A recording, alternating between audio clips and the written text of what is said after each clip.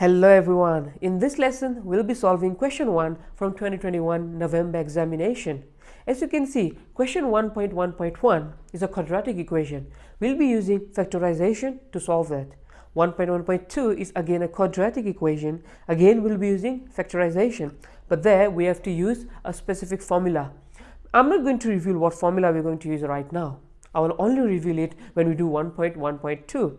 So make sure until then you try to think what the answer is. Okay, 1.1.2 is an inequality problem and 1.1.4 is a third radical or a root problem. So we'll be solving them in this lesson. So let's begin.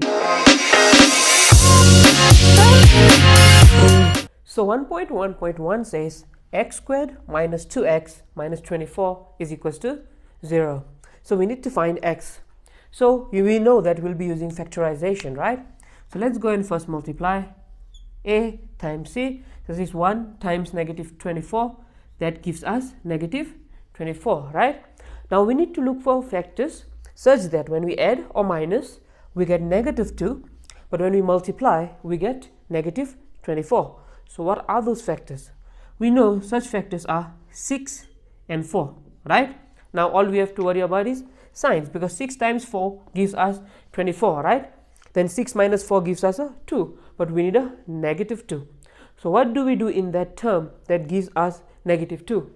So we know in order to get a negative, we need to make the big number negative. So 6 will become negative and this one will become positive, right? Because look, negative 6 times positive 4 gives us negative 24, right? Because negative times positive gives us a negative, and 6 times 4 gives us a negative. Therefore, we have negative 24. And if we say negative 6 plus 4, we get our answer as negative 2, right? Imagine on a number line you're on negative 6. You need to move 4 units to the right. So if you move 4 units to the right, you get your answer as negative 2. So therefore, our two factors are negative 6 and 4. So now we open the bracket. We write x minus 6 and x plus 4 all equals to 0, right? Is that our answer? No, we need to find the x. So therefore, first we'll say x minus 6 is equals to 0, or x plus 4 is equals to 0.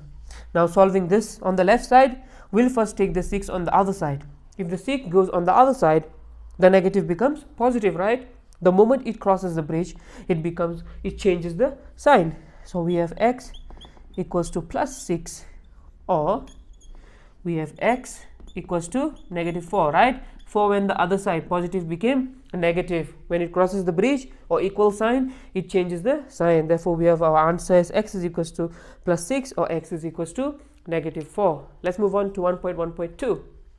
Question 1.1.2 says 2x squared minus 3x minus 3 is equals to 0. So if you remember in the starting of the video, I said there is a formula we'll be using here. So what is the formula? Quadratic formula, right? If you didn't get the answer, don't worry, now you know what the answer is. So we'll be using quadratic formula to solve this problem. So what is the quadratic formula?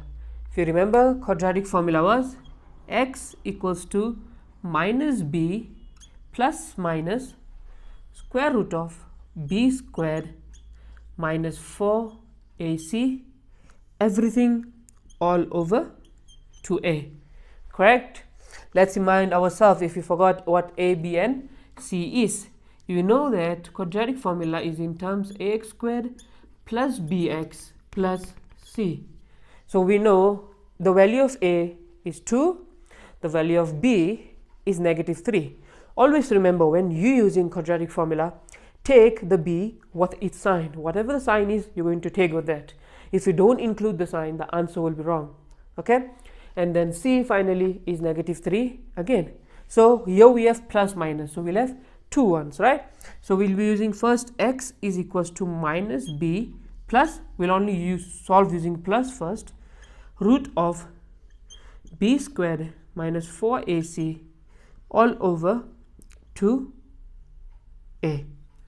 And on the other side, we'll be using the one with the minus, right? So we got x equals to minus b minus inside b squared minus 4ac all over 2a, right? These are the two formulas. Why did we have plus and minus? Because that's what the formula says, because plus and minus, so we need to solve for both, not only one, right?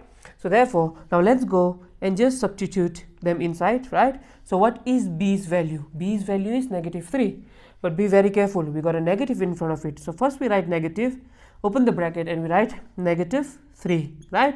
As I said, we have to include the negative sign. If you don't, then it's wrong. So we had negative b, we put a negative inside. In place of b, we wrote -3, right? Plus root, what is b squared? Now again, in place of b, we'll be writing -3. So inside bracket -3, everything squared, -4. What is the value of a? A is 2. And what is the value of c? C's value is -3. Again, don't forget the negative sign.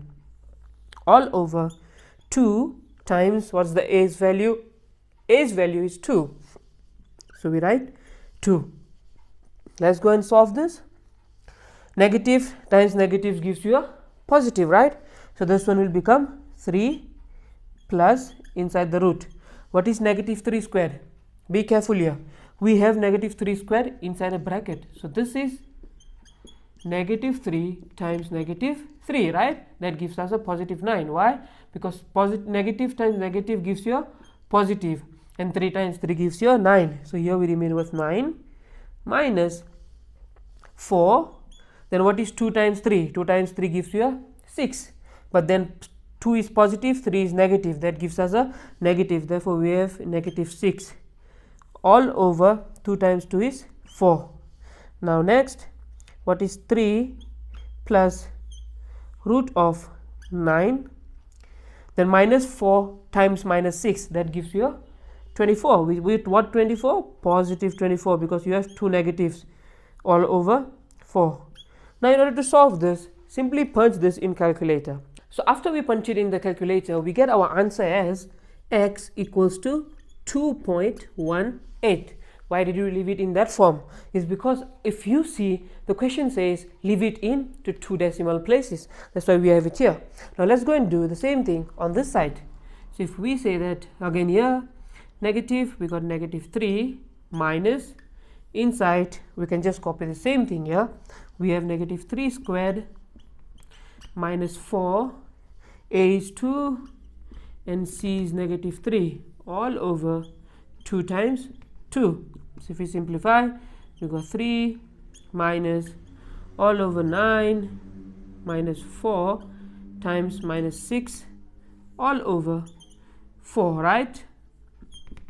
Then we will have 9 plus 24 all over 4. If we punch that in the calculator, we get our answer as x equals to -0.68. So the two solution for this one is x equals to 2.18 and x is equals to -0.68. Please pay attention to what they require, right? They said that we need it in 2 decimal places. That's why we kept it in 2 decimal places. It's very important to see what they want, because if you don't write as they require, then your answer can be wrong. You might lose that last mark on this line, right? Therefore, this is the answer for 1.1.2. Let's move on to 1.1.3. So 1.1.3 says x squared plus 5x is less than or equals to -4. First, let's go and take everything on one side, right? So then we'll be having x squared plus 5x plus 4, because -4 comes this side, it changes the sign, is less than or equals to 0. What is the next step? Now we simplifying the factors, right? We need to factorize. So what are the two factors that when you times you get +4, but when you add or minus you get a +5? So those two factors, as we know, are 4 and 1. And what are their signs? Both positive, right? So if we say +4 times +1, we get our answer as +4, right? 4 times 1 is 4. And if we say +4 plus 5, we get our answer as, +4 plus 1, we get our answer as +5. So we know that these are our two factors, right? So our factors are x plus 4 and x plus 1 less than equals to 0. Let's bring them out. So we got our x plus 4 equals to 0. So therefore x is equals to negative 4, right? Because 4, if it jumps to the other side, it becomes negative 4, right? And on the other side, we have x plus 1 is equals to 0, and we have x is equals to negative 1. So we got negative 4 and negative 1. Is that our answer? No, correct? Because we are solving inequality, so we need to find the quadrant in which it falls, right? So let's see if we have negative 4 and negative 1, right? So we have our number line. In our number line, first we go and write them as they are, right? So which side does negative 1 come and which side does negative 4 comes? Negative 1 will come this side, right? And negative 4 will come this side, right? Negative 4 is smaller than negative 1, right? So now we need to look for the quadrant under which it falls, right? So what do? We select a number on this side first, any number greater than negative 1. So what is that number? Let's just say we selected 0, right? So what do? We come and simply put 0 in this. So if we have x plus 4 and x plus 1 less than equals to 0, what do? You come and put a 0 here. So if you have a 0, what is 0 plus 4? 0 plus 4 gives you a positive answer, right? So this side will give you a positive answer, right? And you come and put a 0 here. What is 0 plus 1? That gives you plus 1. That's again a positive answer. Now what is positive times positive? If you times positive by positive, then it becomes a positive answer, but we need to look for a side that is less than or equals to 0. So it means this quadrant is not falling there, right? So we know that won't work. Now what do? We come in between them. Between negative 1 and negative 4, let's select a number and put it here. So let's say we selected a number, maybe negative 3, right? So what do we now? We come and put negative 3 here. So what is negative 3 plus 4? If you do negative 3 plus 4, you get your answer as 1, right? And that is positive 1. So this side is positive. And if you put negative 3 in this case, and you say negative 3 plus 1, that gives you a negative 2. That's a negative answer. Now when you say positive times negative, what do you get? You get a negative. So negative is less than or equals to 0, right? Negative numbers are less than 0, right? So therefore, we will be having negative here, right? And this side we had a positive, right? What do? Finally, one more side is remaining. So we need to select a number which is less than negative 4. So select any number less than 4. Let's say maybe negative 5. So if we select negative 5, so what is negative 5 plus 4? Negative 5 plus 4 gives us the answer as negative 1, right? So this one is a negative answer here. And if you put negative 5 in this case, and you say negative 5 plus 1, that gives you the answer of negative 4. So we got a negative. Now times. What is negative times negatives? We know it's a positive. So now, what is our answer? As we've seen, we needed a number, right, which is less than or equals to 0. Anything less than or equals to 0, it's a negative answer, right? So we know under which does negative fall? Negative falls between negative 4 and negative 1. So our answer is here. Now the most important, it says less than or equal. So when you open a circle here, right, is it an open circle or a closed circle? We know if it's equal sign, then you simply close the circle. So this is a closed circle and this is a closed circle, and simply join the line. So now if we have to write them in terms of a number, how will we write our answer in terms of a number? So we know negative 4 and negative 1 are including. So we'll have square brackets, right? And we'll have a negative 4 and negative 1. This answer is between negative 4 and negative 1. So any value between negative 4 and negative 1, if you put it here, you'll get all your answers less than or equals to 0, right? Let's move on to 1.1.4. 1.1.4 says root of x plus 28 is equals to 2 minus x. We can see on one side we have everything inside a root, and on the other side we have 2 minus x. There is no root. You can, in this case, what you do is you always want to remove the square root first. So let's remind ourselves first. We know that root of a, this is same as a to the power 1 over 2, right? Square root can be written as a to the power 1 over 2. Okay? So now what do I do if I want to get rid of 1 over 2? We simply multiply by the inverse. We'll do the same steps here. First, let's go and write in terms of half, right? So here we got x plus 28 to the power half, right? This square root is same as half, right, equals to 2 minus x. What do? Can you solve this? No, we can't, because we have a half power, so we can't do anything. So what do? We need to get rid of the power. So in order to get rid of the power, what do? We multiply by the inverse, or in other words, inverse is called opposite. We multiply by the opposite. We got 1 over 2. What is opposite of 1 over 2? That is 2 over 1, right?